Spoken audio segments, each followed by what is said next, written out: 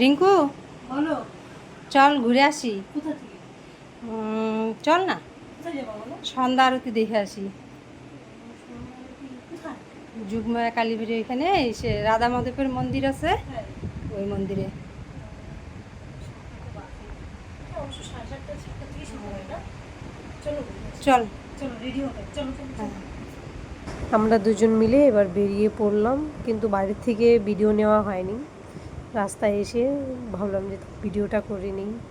তো ফাইনালি আমরা এখন রাধা মাধবের মন্দিরে চলে আসলাম, কিন্তু একটাই দুঃখের বিষয়, আমরা যাওয়ার আগেই সন্ধ্যা আরতি শেষ হয়ে গেছে। মনটা এমনি খারাপ হয়ে গেল। কি করব, নেক্সট টাইম আবার হবে।